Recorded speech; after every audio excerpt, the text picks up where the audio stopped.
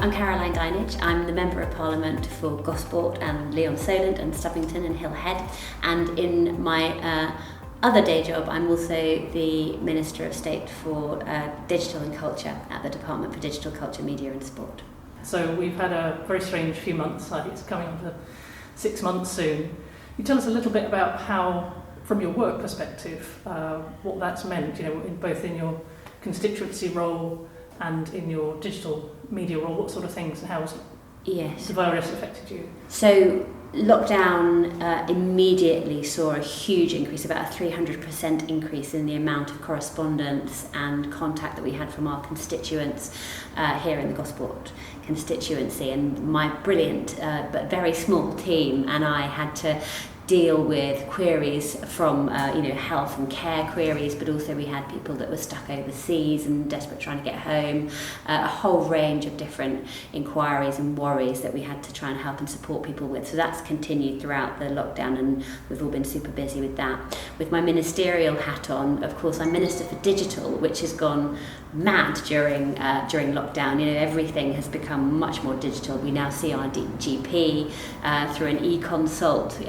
Zoom has become the new office, and Google the new classroom. So digital's gone crazy. And in the meantime, our cultural institutions have had enormous challenges because most of them have been shut down and have faced huge financial challenges. And so my ministerial life has also been very, very busy as well, trying to navigate both of those very different challenges, and with all the obstacles that we needed to overcome for both of those, get the right financial support for the culture and arts, for example.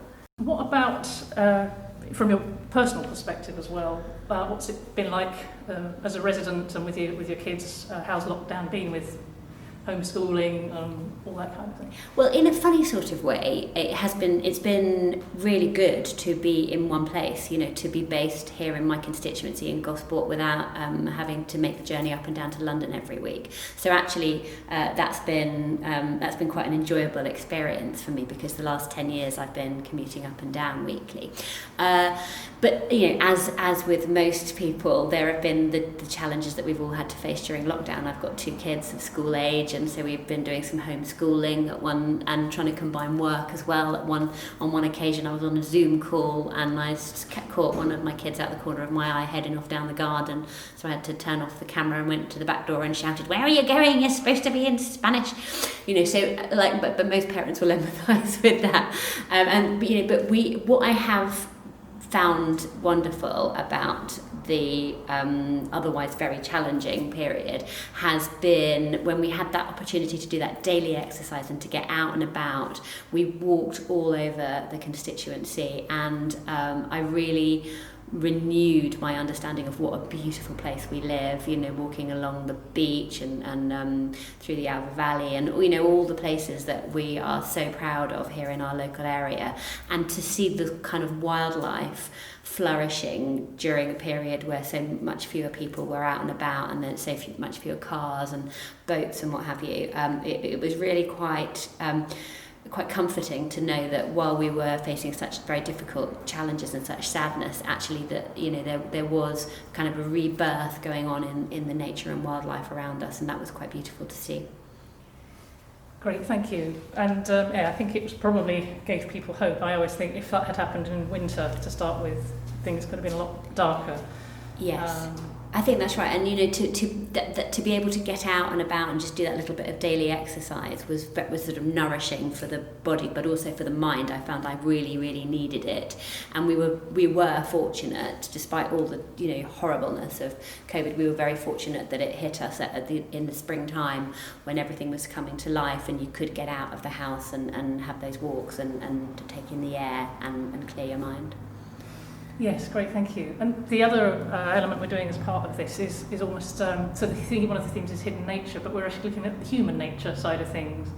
So there's been a lot of, it sort of showed the better nature of people and kindness. And are there any of the sort of things that you saw and witnessed in the community on that side of things that sort of really stuck in your mind? Just so much. I mean, our local area has always been incredible for producing the most outstanding volunteers, but everybody just sort of came into their own during lockdown. You know, we had various food banks and other services springing up to help people with everything from, you know, providing day-to-day food, but also collecting prescriptions and doing shopping for people. You know, all that sort of thing was springing up left, right and centre, and it was so valuable. But we also had some really innovative local groups springing up. Brilliant Lynn, who started her Solent Scrubbers, making scrubs for hospitals in Southampton and Portsmouth. You know, what an innovative, wonderful way to support our health and care workers. You know, we're so lucky locally to have such brilliant volunteers and charitable organisations. Heritage Open Days is one of the things that's being done differently this year, and many of us as volunteers having a go at trying something new. From your both from your role as the MP for the area and the kind of the cultural side of things, you just talk a little bit about local heritage and both the importance of it and the kind of the pressures and challenges and opportunities of this time. Yeah, so it's very difficult, and we have to try and do things which normally we would embrace and enjoy, like the Heritage Open Days. We need to sort of approach them in a slightly different and innovative way. But you know, that's not always a bad thing. Sometimes it's quite good to approach something from a different angle and see it through new eyes. I've always loved the Heritage Open Days here in the Gosport Peninsula, because we are literally falling over ourselves for the most amazing history and heritage and historic buildings. You know, it's really quite amazing how much we have here. You know, from the innovation, the medical innovation that happened at Hasler, the military innovation that happened at various sites across the peninsula, and indeed, you know, the innovation in the whole world of diving. We know that we're here in the Diving Museum, and that talks about, you know, all that innovation in a beautiful way. So it is a great opportunity, I think, to explore our heritage, to learn more about our history, and somehow the pressures that we faced during COVID, I think, kind of make us want more to understand the history of the world around us, the heritage of the places that we live, and have a sort of better understanding to better embrace those that have come before us and understand some more about their lives. And I think, so, you know, it's a really great opportunity. Yes, great. Would you say, if you could pick one bit of heritage, and also think of from your kids' perspective, if you can imagine, what would they say for each of you? Can you think of what would your favourite bit of heritage or place to go and visit in Gosport? Oh, there's so many, and I've had brilliant experiences in the Heritage Open Days over the years. What sticks in my mind was going through the tunnels underneath one of the forts at HMS Sultan. That was fantastic. Last year we visited Fort Blockhouse and going into the little chapel and everything, and hearing about the very unique history there, and even you know, just some of the talks, you know, talking about the sort of the flying heritage of our area. I went on a walking tour that talked about all the old pubs and the old town of Gosport. There's just so much. I couldn't pick one thing, but literally every single thing, you come away with information that you didn't know, thinking, my goodness, every day is a school day when it comes to the Heritage Open Days.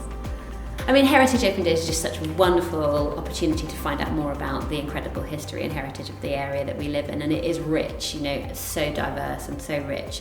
There's so much to find out, there's so much to enjoy, and I would encourage everybody to get involved.